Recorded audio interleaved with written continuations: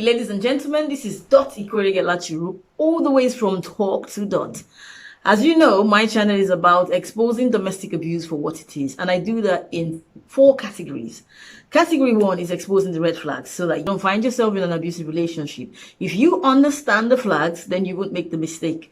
So for instance, the Bible says, flee from all appearances of evil. But how can you run away from evil if you don't know what evil looks like? Remember, the Bible says Lucifer appeared as an angel of light. So it is possible to see light and think it is good, and see darkness and think it is bad. So if you understand the red flags, you will not be deceived. The Bible also says, be not deceived. Yeah? All right. That's me trying to sound spiritual. But anyways, the second category is those that are in an abusive relationship. Like I say, some people are constantly being abused, but they don't know what it is. Some people are living with a ticking time bomb, a person that could potentially kill them, but they don't know. They just think, this is not right. Well, how can we fix this? You understand? Because these people are master manipulators, master charmers. If you're looking for a big bad wolf as an abusive person, no, they don't come like that. They appear as an angel of light. So I try to expose what it feels like or what it is to be in an abusive relationship so people can wake up and know that that relationship is not right. The third category I deal with in my channel and in the work I do is those that have said, do you know what? This is not working. I need to get out. I help them get out because you just don't want to come out. Don't say, hey, I've had enough. I'm going. I'm not doing this anymore. You die there. You're not coming out. So I teach them how to come out in the safest possible way. Now, I've been a project manager for a gazillion years. High profile UK certified project manager. And what I've done all my life is manage processes. So even in domestic abuse, I can manage that process. The fourth category is you've come out of an abusive relationship and you're saying, yes, life goes on. Trust me, women are 5 times more likely to get killed by their ex when they come out than when they're in it. So when you come out and you think, oh, you know, I'm safe, you know, I left Egypt, I'm now in the promised land. What are you talking about? Yeah, they're coming after you. So you need to understand. And also you want to find your self-worth. You want to heal. You want to move on with life. It is a process. It doesn't just happen like that. There is a process. So these 4 categories are the people I deal with. And obviously, these days, what I'm trying to do is to educate society as well. Because a lot of times people put it down on the victim. Why didn't she leave? Why didn't he talk about it? You know, I'm trying to educate society so that if society can understand the flags, you will realize that the person being abused, the victim, is less likely to talk about the situation, is less likely to be able to escape. But however, if the people around them, friends, families, colleagues, workmates, pastor friends, whatever, school teachers, doctors, if they learned what the signs was, the signs of a victim, they would be able to potentially rescue the victim. Also, if they learned what the signs of narcissistic, abusive people were, they would see these people no matter how much they try to hide it, and you could potentially wake up the victim and say, your partner is not right. So in a nutshell, that's what my channel is about. If you like what you've heard and you think, all right, I'm interested, hit the subscribe button, click the notification bell so you don't miss my videos that come out every Tuesdays and every Thursdays. Also, there is a new feature there, which is the join button. Click the join button as well. Become a member. Member just means you want to have access to additional perks. You want to have access to additional videos and tutelage and all that stuff and coaching so that you can drive whatever is going on with you further. You could also just say, you know what? There's not enough information about this. I want to sponsor this. I want to chip in to help people out there. And besides, at the end of every year, we give back to struggling families that don't know how they're going to have a Christmas meal, how they're going to pay their rent, how they're going to pay the school fees for the children. We give back to them. So that's what we do in a nutshell. If you like what you've heard so far, hit the button as well. If you don't like what you heard so far, hit the button as well. Now, why am I here today? There's been a big case, and trust me, of all the cases I've heard, this one shook me. It shook me so much that I was so destabilized. I couldn't really function last week. So I got an article, and it was just an article about a man who shot his wife on her way to work. And once I read it, I said to my friend, it's domestic violence. She was trying to get away and he wouldn't let her go away. Oh, how do you know? I said, I know. I can smell it. It reeks of that story, as incomplete as it was. It reeks. Now, I've studied this stuff so much that once I see two people together, I can tell what's going on. I wish that everyone could study this thing so much, like they study the news and politics, and they can predict football and who's going to win. Chelsea, Manchester, Liverpool. Of course, Liverpool always wins anyway. You can argue with yourself. So, if people study this thing so well, they'll be able to help people. It took another couple of days for the videos to come out of what had happened before this woman was killed. Apparently, you all saw the video. She's now called the Orlando woman. Please say her name. So let me demystify certain things, right? Because what does the Bible say? And I'm being quite spiritual today. Hence, I've got my headgear. The Bible says that for lack of knowledge, my people perish. You know, I'm quoting the Bible today because the Bible is an overall manual for everybody. If you don't understand things, you will have difficulties in life. That's what it means. Literally, you'll have difficulties in life. Now, because the guy was a pastor or a prophet, everybody is bending towards all these fake pastors. I will never listen to a pastor. I tell people all these Pentecostal pastors. Now, if you know me here, I'm not a defender of pastors. Trust me. I'm a Christian, but I'm not a defender of pastors or religious people. Go and follow my Facebook. You understand what I mean? But I want people to focus on the story. It's not about it being a pastor. It's not because he was a pastor. It's not because as pastors they want their wives to submit. The Bible says you must submit. Women submit. It's not about that. It's about the personality type. That man would have killed his wife, whether he was a doctor, a brain surgeon, an engineer, a teacher, a jobless man, a 419 man. It is the personality type. And that's what we need to focus on. It doesn't have anything to do about, I mean, fine, he was a rubbish pastor. He was all that stuff. But that's not why he killed his wife.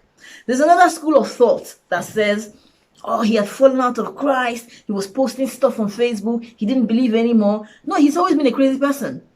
When you started seeing those things about him, he had begun to devolve. He was beginning to fall apart. And that's because of the things going on in the home. It's not what he's done to that woman has nothing to do with him falling out of faith. He's always been that person. You understand? He was imbalanced. So he wasn't able to hide who he was anymore. And that's what happens to these kind of people. The other school of thought think that the woman did something which made the man the way he is. Really? See, those ones those are the ones that blow my brain. Ooh. No matter what you do to these kind of people or what you don't do, the end result is always the same thing. Except the woman is able to put certain things in place to save herself. Or her family or friends are able to put certain things in place to save her. Or the authorities are able to put certain things in place to keep the perpetrator away from the victim. Now, my channel, obviously, I talk about abuse from the man abusing the woman. Why? Because women talk about their stories. I have access to it. Don't focus on the fact that I'm talking about a man abusing. Besides, the story today is about a man that shot his wife, not vice versa. Abuse, it cuts across race, culture, gender, sexual orientation. It cuts across everything. Anyone can be an abusive person. Rich, poor, beggar, or thief. You understand? It could be anybody. Make it gender appropriate. Make it. Own the story I'm telling you so you can get the sense in it. Forget the semantics. Just own the story and hear what I'm trying to say. There's another school of thought that says, oh, this guy should have got help. People can see that he wasn't well. What are you talking about? He's not been well probably from the day he was born. You understand? My issue is that a lot of times, right, families, friends, they know that this guy or this girl around them is not well, especially their mothers. You're a woman, you gave birth to a crazy child. You've seen it now. You've seen it in the person. Your brothers and your sisters, they've seen it. You can see this person that flares up for no reason. This person that cries for no reason. This person that is over emotional. Today they are hot, they're cold, they are aggressive, they are calm, they're withdrawn, they are planning to kill somebody, they are planning to kill this, they are torturing animals.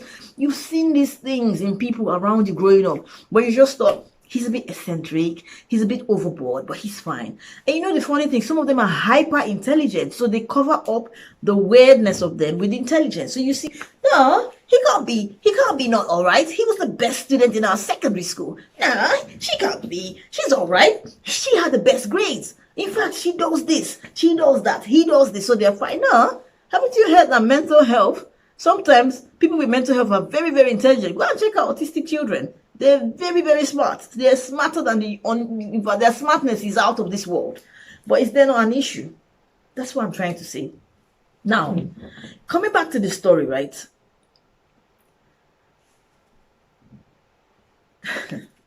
Coming back to the story about this man that shot his wife, right? Okay. The major trigger, even though something would have triggered, there's always a trigger, so they would have killed anyway. The major trigger was her leaving him. That's when the problem started. Well, back up. The major issue was the day she started saying, I can't take this anymore. Remember, she's already reported him before for domestic violence. People don't take this thing seriously. Why would someone just decide? I know there's some malicious people out there, but even if there's a malicious person, but don't just disregard the story. Always ask, why did it happen like that? Why did it happen like that? So, the first time that an abusive person or a narcissistic abusive person begins to devolve and lose their grips, they begin to go cuckoo. After several years of them seeming that they're normal, is when the victim begins to stand their grounds and say, I can't do this anymore. No, I will not allow you check my emails. I will not allow you post my messages on Facebook.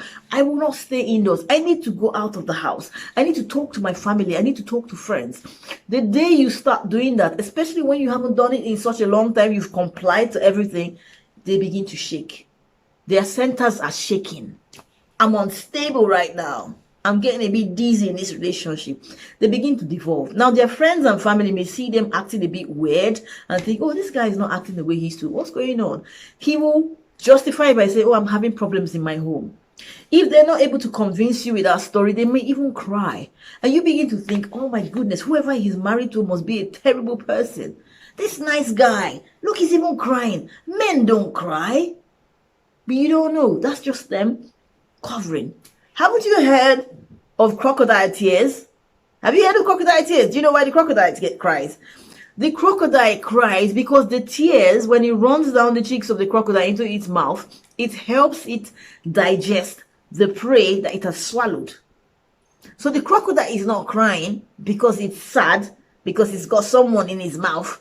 It's crying because it needs to digest it. So when the narcissist cries, right, they're not crying because they're sorry or they've done something wrong. They're crying because they want to rope you in. In fact, they want to swallow you for good. That's why they cry. To get it. Don't get it twisted. This is what it is. Real life. That's when this man began to devolve. From the day she put her foot down and said, I'm not doing it. Now she left him 3 months ago. Next level devolving. Next level instability. She's now left him. She's putting for a divorce. Now, if you're listening to my story and you're hearing what I'm saying and it's going on in your home, be smart. Don't stay there till you get killed. You got children, you got family, you got friends. I don't want to analyze your story on Facebook. I don't want to make a video about your Facebook. I want you to be safe. If you're hearing stuff in what I'm saying and it's going on in your home, wake up.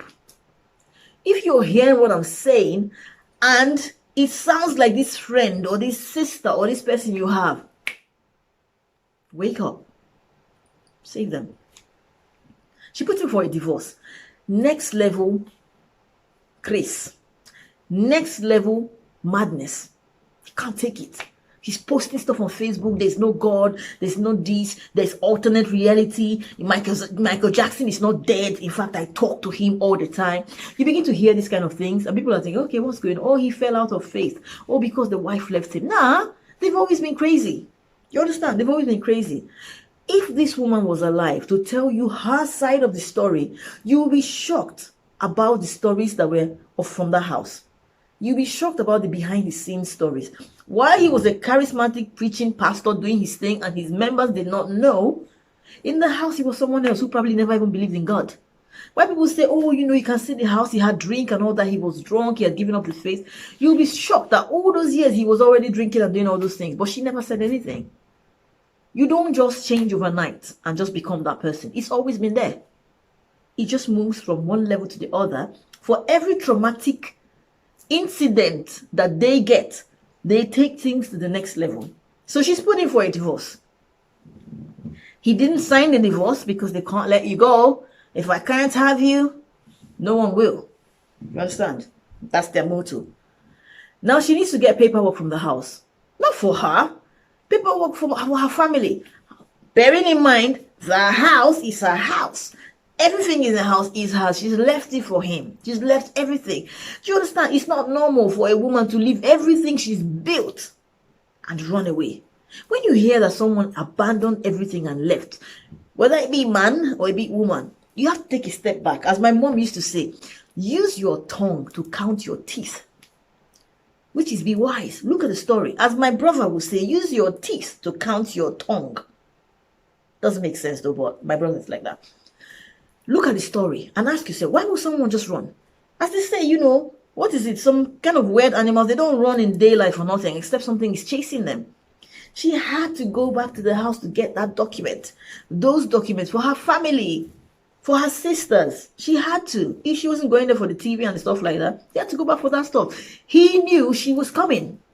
He knew they were coming. She got into the house and he attacked her with a knife. That's not a normal person. He was planning to kill her. He would have killed her there. Luckily, her brother was there who stepped in. Second trigger. You see, these people, they don't like to be embarrassed. Every little thing is an embarrassment. So, for instance, a narcissist is walking down the road and he says hello to someone and the person didn't answer. In his head, why didn't they say hello to me? Am I not good enough to say hello? Didn't they see me? Is it because I don't have a job? Is it because they drive a better car? Is it because they got 3 children and I've got 2? That's how their mind works. They will never think, maybe the person didn't hear me. Maybe they had earpiece on and they didn't hear me. Maybe they were just distracted. No, they always think of the worst case scenario. They always want to blame people for something. Someone says, oh, I can't do this for you. Oh, because it's me. They don't like me. Oh, this one, they just hate people like me. They just do this. They can't just think that maybe the person just cannot at that moment assist you with whatever you're asking for. So that was it. They don't like embarrassment. And her brother put that guy down that day. He put him down. He couldn't take it. And that's why he said, you calling me a fake man? I will kill your sister. If I don't kill her, then you know I'm a fake man. Those were not empty words. A lot of times we don't believe what people say. When you're with someone that says they will kill themselves if they can't have you, don't think it's a joke. Don't think they're just being overboard. If you're with someone that says, I can't breathe without you, really, they cannot breathe without you. When you leave them, they can't cope. They say, no way, we're dying together. And if they can get access to you, they will kill you. And this is just the truth of it. When you're with that person that says, oh, I'm in a dark place now that you've left. I can't cope anymore. My life is over. The truth is their life is over. You were the light in their house. You were the light in their life. Think about it. She had the house. She had the property. She had the career. She had the everything. Ask me now, what did this man contribute to the woman's life? Nothing. So obviously when you leave, you think he's going to let you go. Now, in some cases, it may not be finance. You might be the one that provides the emotional support to a person. When you leave, who's going to do that? You might be the one that cooks, that does the cleaning, that keeps everything tidy, organizes, makes sure everything is on point. You may not have the financial advantage. When you leave, who's going to do that for them? Do you get me? There's some men that have carried the whole family of their wife and her children and have family and everything. Then you say you can't take her abuse anymore. You die there. What's that thing? Sniper. She will go and look for sniper and she will snipe you away. You understand? For people that are not from Nigeria, yeah? When I say sniper, I'm not talking about yeah, it's a insecticide. So Nigerian women are very good at using sniper to snipe out their men. Just because they can't abuse them anymore. You're right. So these were the triggers. The fact that a woman began to say, I can't take the abuse anymore. It started, it increased, it escalated. The fact that a woman said, I'm leaving, next level. The fact that he got the divorce papers, next level. The fact that she come back now to collect stuff. Now he's seen her again, which potentially she did no contact. So he had no access to her. He couldn't call her, he couldn't do anything, he couldn't manipulate her anymore. And then she came to the house. Now I killed her that day. But she came with people, so it wasn't possible. Then her brother embarrassed him on tape. For the whole world to see. A narcissist cannot take that. Trust me, they can't. They can't do that. No way. They can't. Remember that in their heads, they always feel people are looking down at me. People are talking about me. So even when it's not happening, I know someone who punched the guy in church, men's fellowship. He punched the guy because he felt in his head, the guy says, you're stupid. Only you heard that, no one else heard it. But he justified it. That's why he's done it. They're not normal people. Look around you. These ticking time bombs are everywhere. It's like coronavirus. They're everywhere. It's spreading.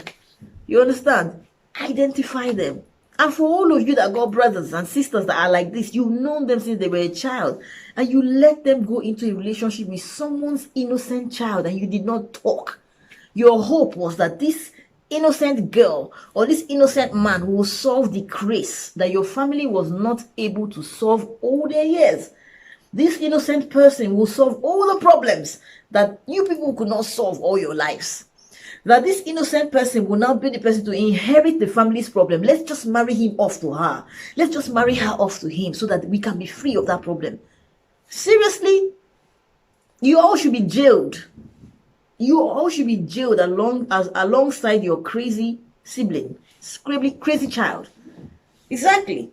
Because people know that they've got this unstable cousin, unstable friend, unstable son, unstable daughter, but they just keep their mouth shut. They don't talk. They don't say anything. What are you talking about? You know. You know for a fact. So please, let's get this. Let's not get it twisted. This man did not kill his wife because he's a pastor that fell out of Christ. Nah. This man did not kill his wife because she did not want to submit to him. Nah. This man did not kill his wife because he was sad, he was in a down place, he had taken to alcohol. Nah. This man was a narcissistic, abusive idiot. And because this woman said, I can't take it anymore, he said, that's it. And that's when the process to him ending her life started. Okay, my people, that's my reaction to the whole thing going on in the Orlando case, and extending that to all of the other cases about domestic abuse. As they say, he or she that had ears, hear it. From me to you, stay safe here. Stay safe.